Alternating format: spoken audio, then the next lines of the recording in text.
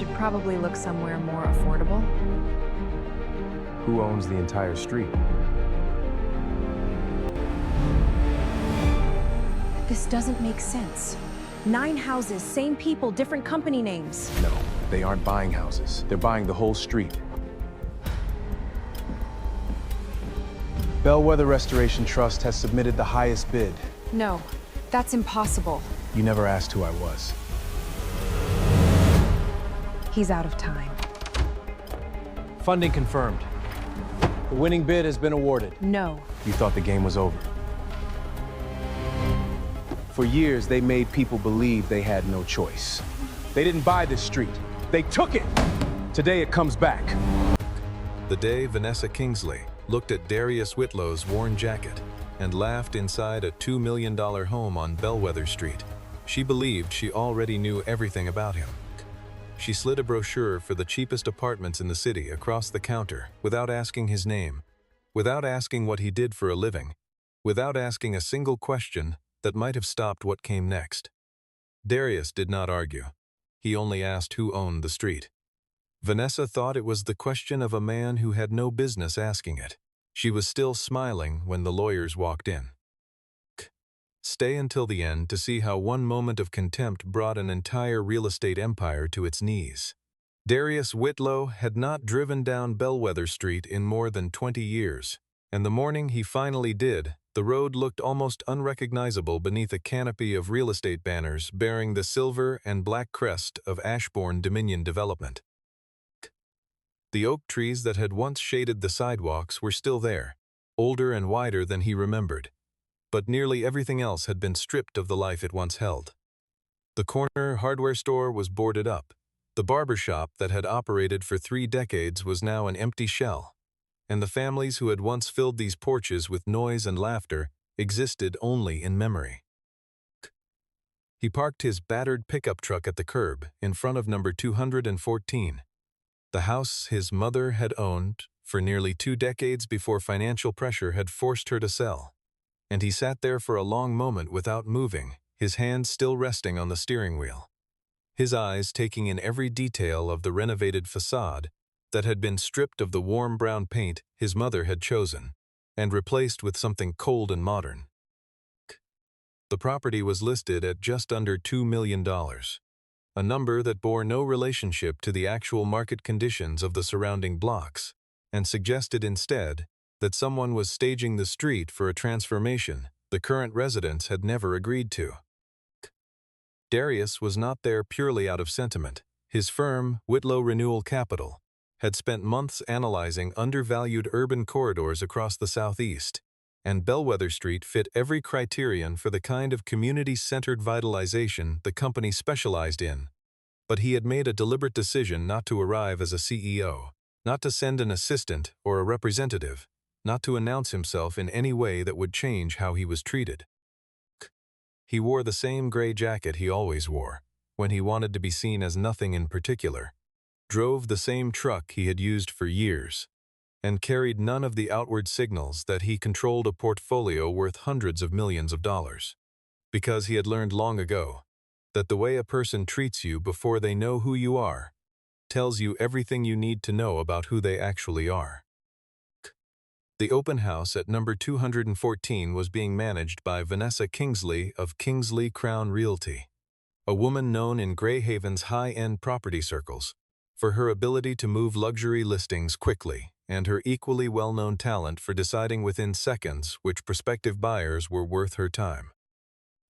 She was standing near the kitchen island when Darius walked in, and the single glance she gave him, from the dusty boots to the unbranded jacket to the worn cuffs of his shirt, lasted less than 3 seconds before her posture communicated everything her mouth had not yet said. She did not greet him by name, did not offer a card, did not ask the standard questions about financing or timelines, and when he moved toward the printed property disclosure sitting on the counter, she intercepted it smoothly and placed it back in the folder. Darius asked how many properties on Bellwether Street were currently listed, a straightforward question any interested buyer might ask, and Vanessa smiled with the careful politeness of someone who had learned to make dismissal look like courtesy. then told him the street was attracting buyers from a very specific market, and handed him a folded brochure for its subsidized housing development on the eastern edge of the city.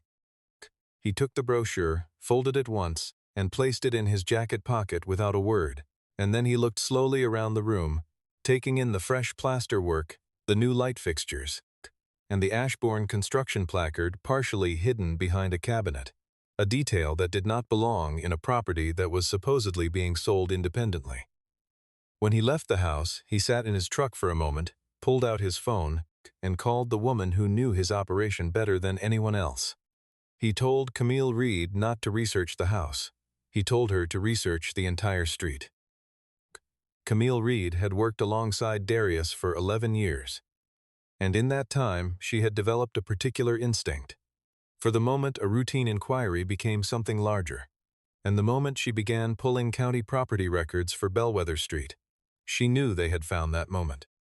In the span of 18 months, 9 of the 14 residential properties on the block had changed hands, each purchased by a different limited liability company registered in Delaware with minimal public disclosure, and on the surface they appeared entirely unrelated. Different names, different filing dates, different registered agents listed on the paperwork. But when Camille cross-referenced the formation documents, the transaction attorneys, the mortgage lenders, and the contractors who had pulled permits for cosmetic renovations on each property, she found the same 4 entities, appearing again and again beneath different names, all of them traceable with enough patience back to Ashbourne Dominion Development. The legal structure was not accidental or improvised. It was designed with the specific purpose of keeping the aggregate footprint beneath the threshold that would trigger a mandatory community impact review under Greyhaven's Municipal Development Ordinance, meaning that if any single entity had purchased even a majority of the block openly, the City Council would have required public hearings, displacement assessments, and a formal affordable housing offset plan. Prescott Ashbourne had apparently understood that obstacle years before he moved on Bellwether Street and had built his acquisition strategy entirely around avoiding it.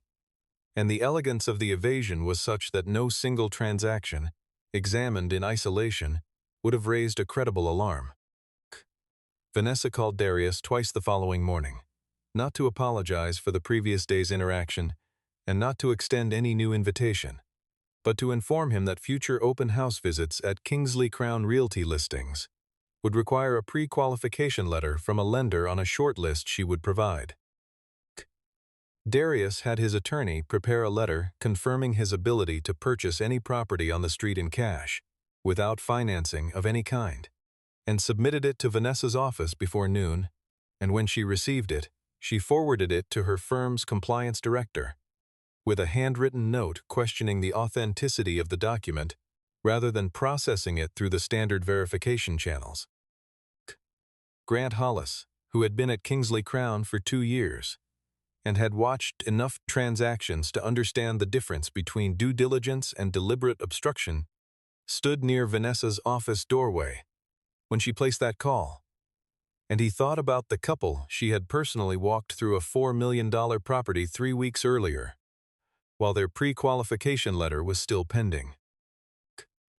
Darius found Estelle Harper sitting on the front steps of her home at number 221, the same woman who had brought his mother soup every winter, and had known Darius since he was 9 years old, and when she looked up and recognized him through the 20 years and the gray at his temples, she pressed her hands together and exhaled like someone who had been waiting for exactly this.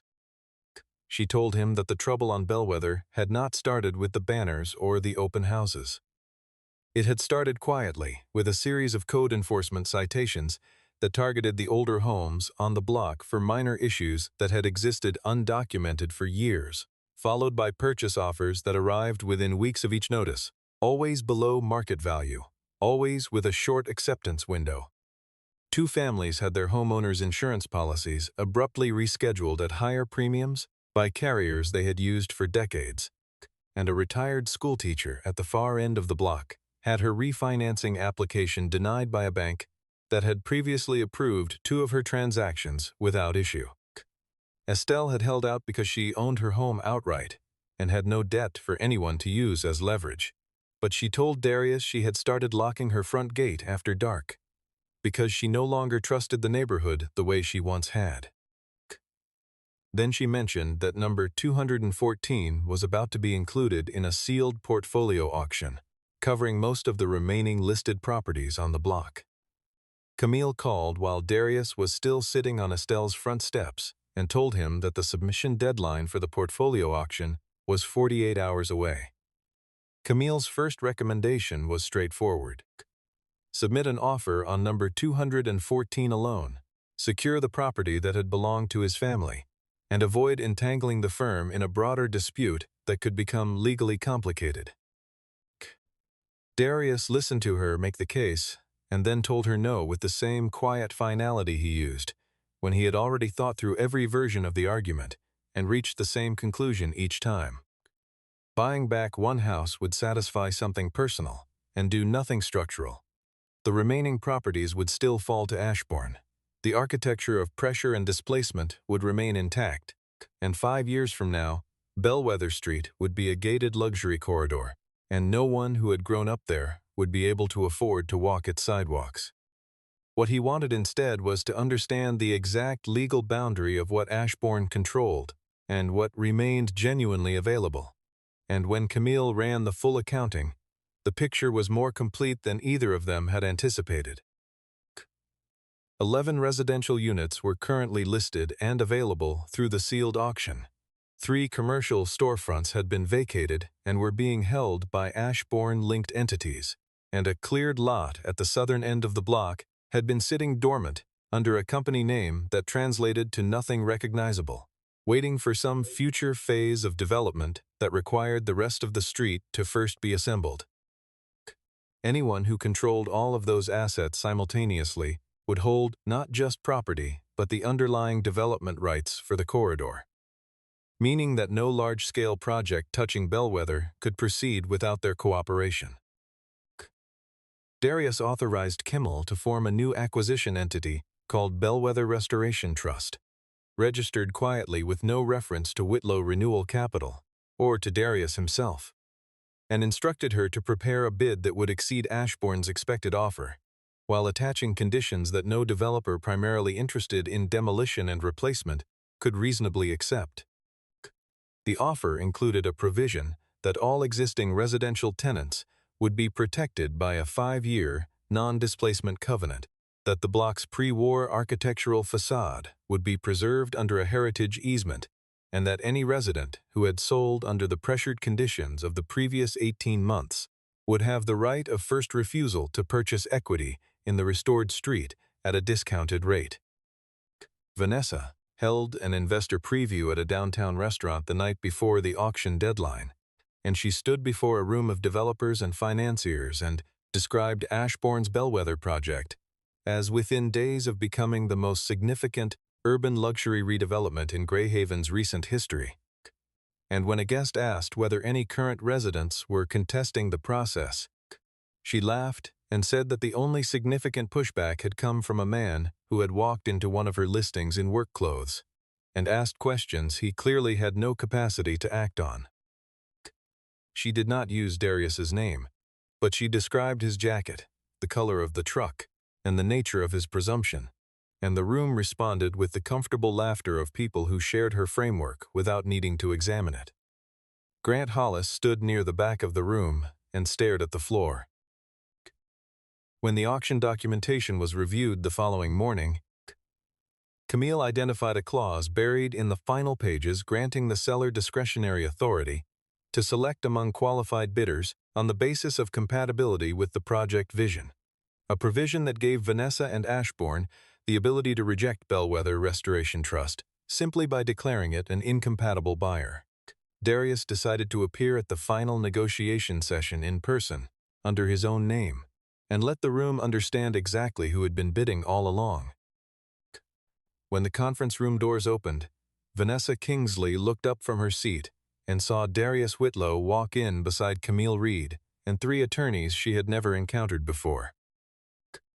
The look on Vanessa's face in the moment between recognition and recovery told Darius everything he needed to know about whether the past several days had been accidental or engineered, because a person who had simply misjudged a stranger would have shown embarrassment.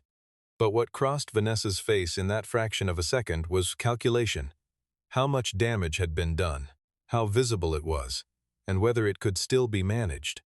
She turned to the security coordinator near the door before she said a word to anyone, and Camille set the authorization packet on the conference table, with the calm precision of someone who had done this exact thing many times in many different rooms, and the packet confirmed that Darius Whitlow was the sole authorized principal of Bellwether Restoration Trust, and that the trust's sealed bid represented the largest offer on the table, by a margin that made the discretionary selection clause functionally indefensible.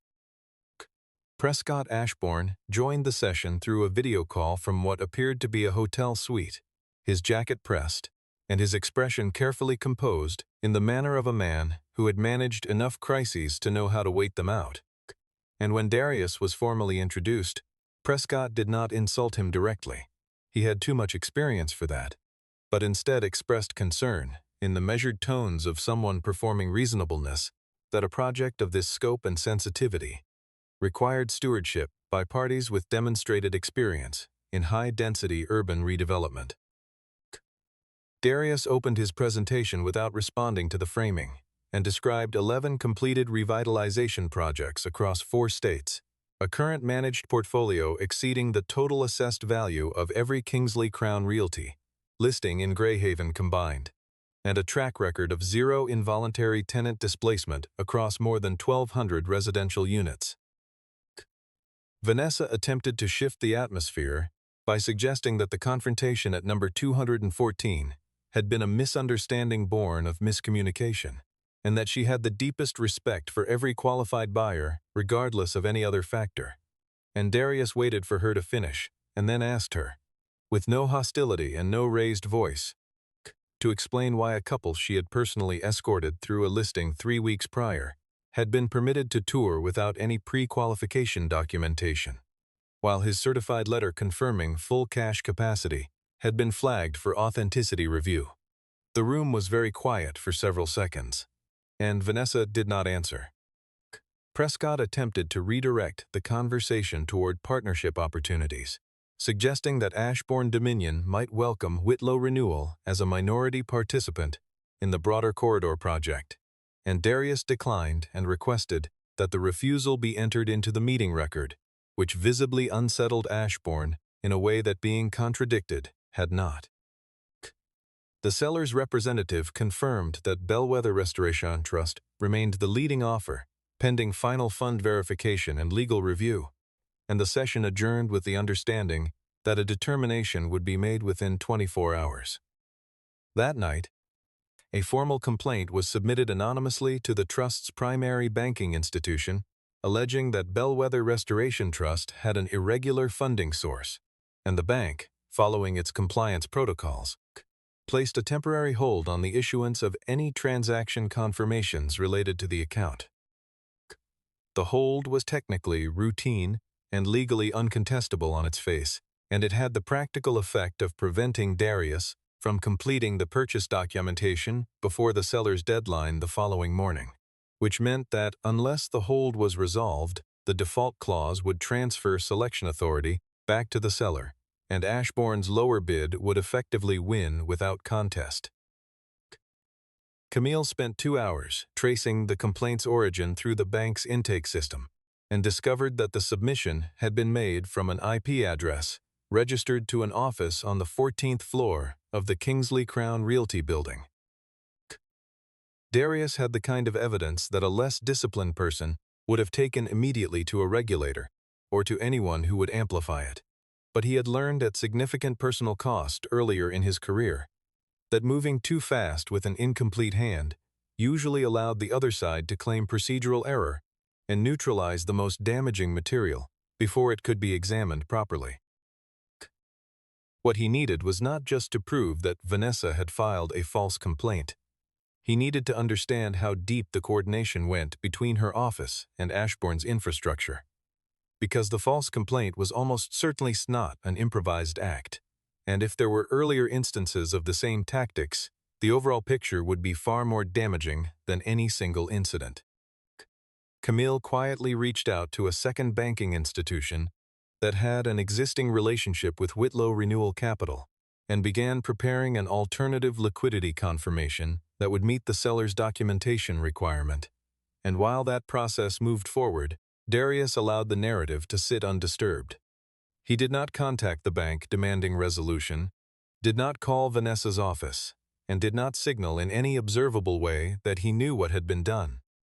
Vanessa called Prescott that afternoon and told him the complication had been resolved, that the trust's documentation was in disarray, and that by the deadline the following morning, Bellwether Restoration Trust would no longer qualify as a viable bidder under the auction's own terms. She used the word resolved twice in that conversation, which suggested to anyone listening carefully that she understood exactly what had been done and was satisfied that it had worked. Grant Hollis was not in the building when that call was made, but he had been present the previous week when a conversation between Vanessa and one of Ashbourne's attorneys had moved from routine coordination into territory that made him write down 3 sentences on a notepad and fold it into his breast pocket. Sentences describing consulting payments processed through a subsidiary to benefit 2 city building inspectors, on a timeline that aligned precisely with the enforcement citations that had preceded the purchase offers on Bellwether Street. Grant had not yet decided what to do with what he had heard, but the notepad was still in his jacket when he drove home that night. Vanessa appeared at Estelle Harper's door that evening without an appointment, and stood on the front steps, delivering what she framed as a final courtesy. The last offer from Ashbourne Dominion would expire at close of business. The property values on the block would shift dramatically once the development was approved, and there were concerns about structural compliance on several older homes that an inspector might be required to formally document if certain situations remained unresolved. Estelle listened to every word without changing her expression and said only that she would think about it. And Vanessa was halfway to her car when Darius stepped out from beneath the shadow of the oak tree near the front gate. He did not raise his voice, and he did not make a speech. He simply told Vanessa that the deadline she was describing was not the deadline that governed the outcome of this transaction, and that a person who was as confident as she appeared should consider the possibility that her confidence was based on information that was no longer accurate. Vanessa told him he was about to be removed from the process entirely, and Darius told her that people who set traps often forget the trap only works if the other person doesn't know it's there. At the final seller review the following morning, the mediating attorney was preparing to announce that Bellwether Restoration Trust's documentation was insufficient when Camille walked in with a guarantee letter from the second institution, a full transaction confirmation, and an addendum offering to cover all outstanding title encumbrances and close within 72 hours. The seller's table went quiet because the discretionary clause allowed rejection based on incompatibility but not based on a lower price, and accepting the lower Ashbourne offer when a fully documented higher offer was on record created catastrophic liability for the seller's principals. The mediating attorney looked at both sides of the table, took a breath, and announced that Bellwether Restoration Trust had been awarded the full portfolio. The contracts were signed in the same building, where Vanessa had handed Darius a brochure for apartments he could not afford, in a conference room 2 floors above the office, where the false complaint had been filed the night before, and the irony of the location was not lost on anyone in the room but was remarked upon by no one. Darius signed 18 separate documents covering 11 residential properties, 3 commercial storefronts, 1 vacant lot, and the associated development rights for the entire Bellwether Street corridor, and the total consideration was $18.6 million, paid without financing, closed without conditions, and executed before noon. The commercial value of what he had just acquired was not primarily in the real estate itself. It was in the fact that Prescott Ashbourne's $1.2 billion luxury development plan for the corridor required control of this block as its anchor parcel, And without Bellwether Street, the project had no legal pathway forward. Every rendering, every permit application, every investor commitment Ashbourne had made over the previous 2 years was built on the assumption that this block would be available. And it was no longer available. For the properties still owned by individual residents, Estelle and the few others who had held out, Darius's team prepared and delivered protective easement agreements within 48 hours of the auction close, documents that guaranteed no involuntary sale, provided access to a renovation fund with no interest and no equity surrender, and created a permanent advisory role for longtime residents in any future decisions affecting the block's character. Vanessa called Darius's office the morning after the signing and asked, in a tone that had moved considerably from its previous register, what his construction timeline looked like and whether there were any listing opportunities she might assist with.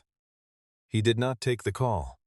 When she asked one of his associates which structures he planned to demolish first, the associate told her there were no demolition permits in the filing and that the architectural preservation easement precluded the removal of any original facade element without a heritage review that would take years. The full weight of what had happened landed on Vanessa somewhere in that conversation, and it was not simply about the commission she had been expecting. It was the recognition that the project she had spent 18 months shaping, the identity she had attached to the transformation of this street, had been purchased out from under her by the man she had handed a consolation brochure.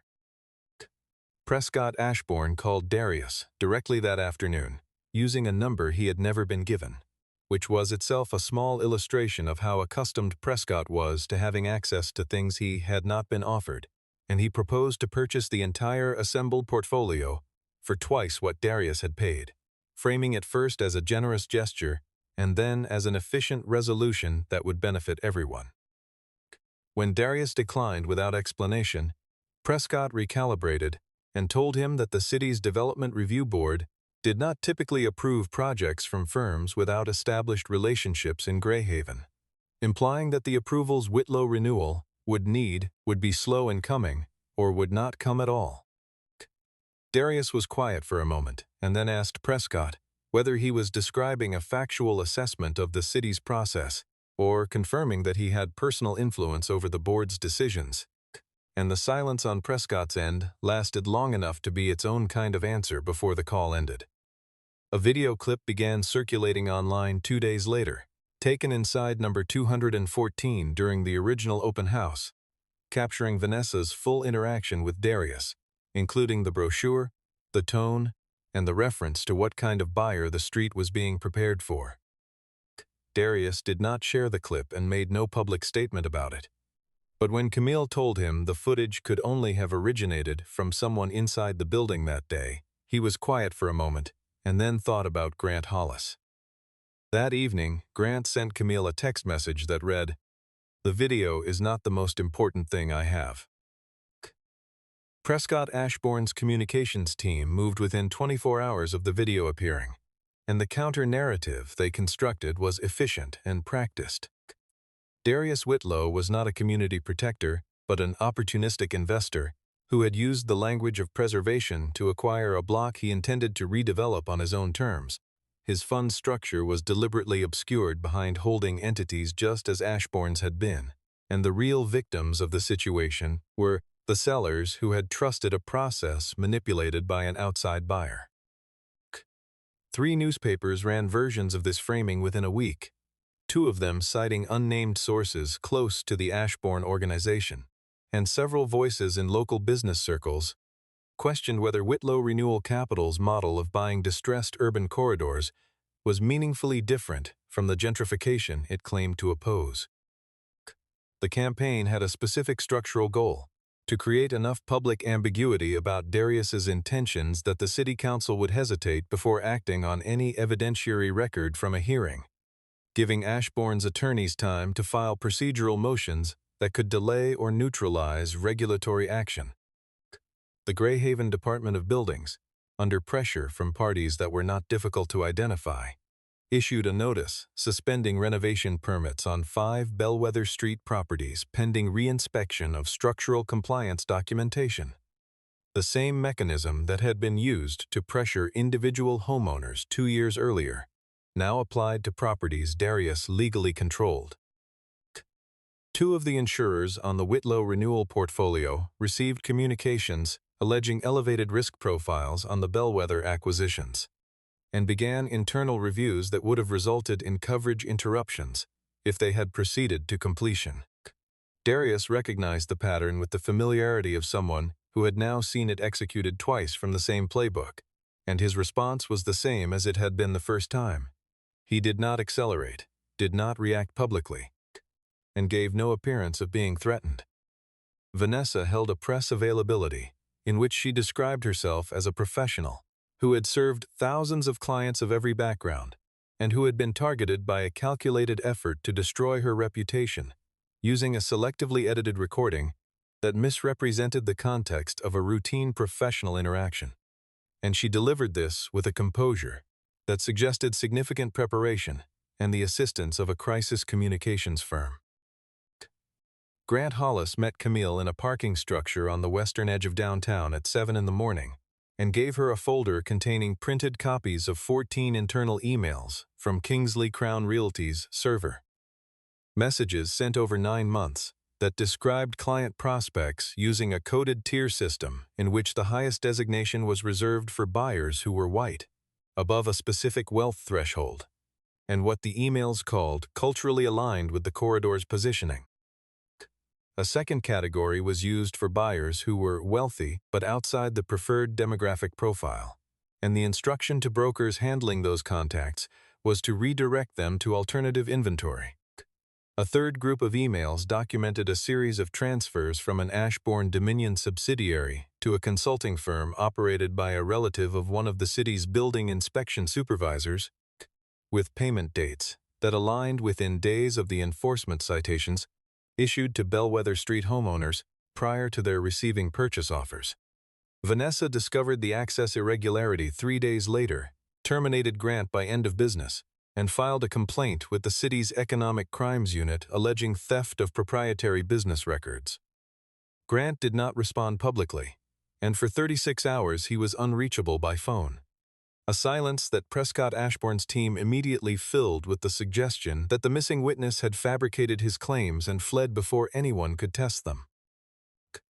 Camille found Grant on the second day through a contact in the legal community, and when she reached him, he was sitting in a conference room at a nonprofit law center that specialized in representing people who disclosed wrongdoing inside companies and faced legal retaliation as a result. And he had been there since the morning after his termination, working through the documentation process with 2 attorneys who had handled this particular kind of case before. He had not run. He had gone to the only place where the materials he possessed could be handled in a way that preserved their evidentiary value and protected him from the specific liability Vanessa's team had tried to create. And the reason he had not called Camille was that he needed to be certain he was acting through a channel that could not be characterized as coordination with an opposing party in a commercial dispute. He told the attorneys he would cooperate fully with the Real Estate Regulatory Authority and with any relevant oversight body, and that his conditions were 2.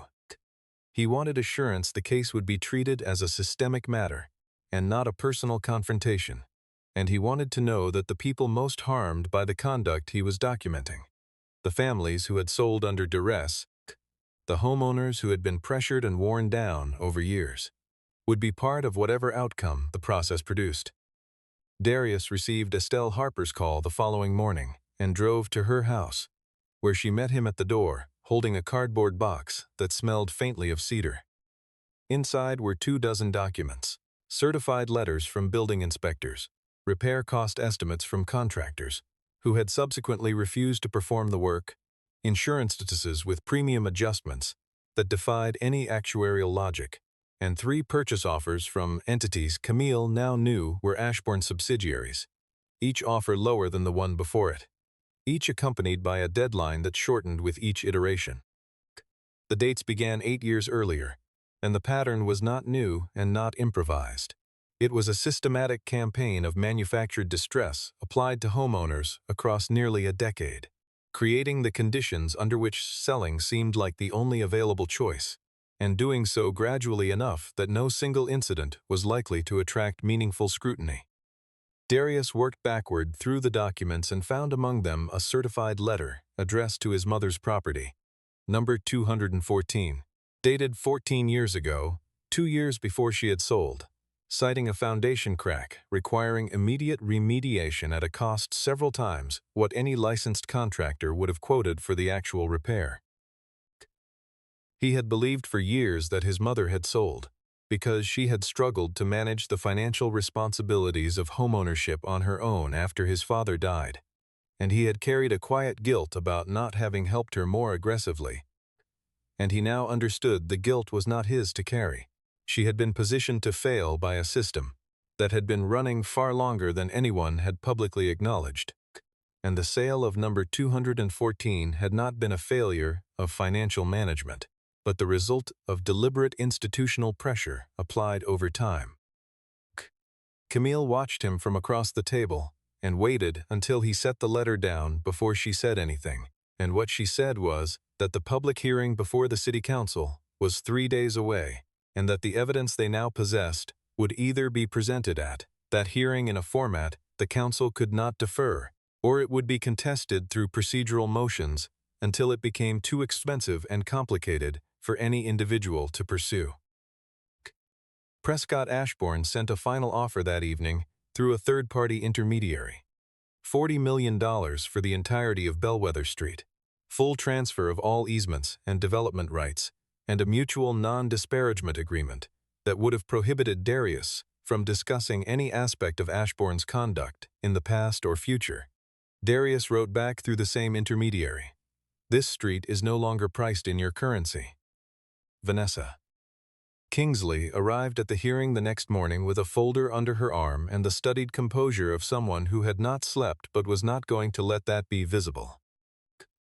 Vanessa presented first, and her opening statement was organized around 2 claims. That Darius had misrepresented his intentions to the residential sellers, who had signed participation agreements with Bellwether Restoration Trust, and that his use of multiple legal entities to assemble the property portfolio was procedurally identical to the strategy she and Ashbourne were now being criticized for. She submitted a set of signed documents she claimed demonstrated that residents had transferred ownership rights without understanding the terms, and she presented this with the confidence of someone who believed the materials would hold under examination. Camille requested 5 minutes to review the documents, and when she stood to respond, she walked the council through a page-by-page comparison between the documents Vanessa had submitted and the originals held in escrow, demonstrating that 3 pages had been transposed, and that the provisions Vanessa cited as evidence of coercion were not present in the originals. The documents the residents had actually signed enrolled them in a voluntary renovation assistance program that carried no transfer of ownership and contained an explicit clause allowing withdrawal at any time without penalty. Darius presented the full evidentiary record assembled over the preceding weeks, the property transfer timeline, and its precise correspondence to the enforcement citation dates, the corporate genealogy connecting each acquisition entity back to Ashbourne Dominion, the tier classification system from Kingsley Crown's internal communications, the consulting payment records, and their alignment with the inspection calendar, and the letter his mother had received 14 years ago, carrying an inflated repair estimate from an inspector, whose records showed no other citations on that block in that period. He did not perform any of this with visible anger and did not address Vanessa or Prescott directly, because the documents were speaking in a register that neither of them could interrupt.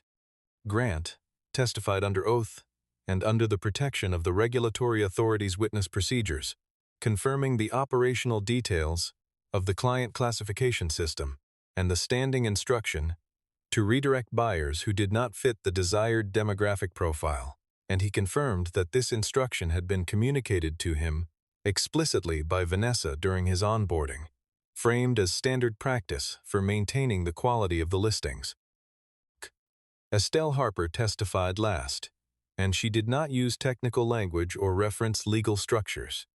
She simply told the council what it had been like to receive certified letters about problems with her house that she had never noticed, to call contractors who had worked in the neighborhood for years and find that none of them were available, to sit at her kitchen table calculating whether she could afford to stay or whether she had already lost without understanding how. 3 other current and former residents gave similar accounts, and their testimony produced a texture that the documents alone could not create.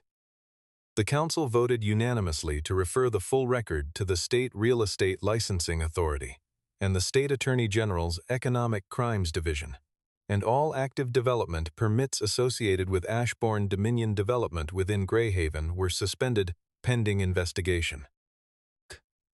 The licensing board's representative announced that Kingsley Crown Realty's operating authority was under formal review, and that Vanessa Kingsley's individual broker's license had been placed on administrative hold, and she was escorted from the hearing room past the cameras that had once been reliable instruments of her professional image. Prescott Ashbourne was not present. He had submitted a written statement through his attorneys and exited through a service entrance. But 2 agents from the Federal Financial Crimes Enforcement Unit were waiting outside with a records request extending across 7 years of Ashbourne Dominion's transaction history. Darius remained in the hearing room after it emptied, sitting at the table with his hands folded, and when Camille asked if he was ready to leave, he said he wanted to sit for a moment longer.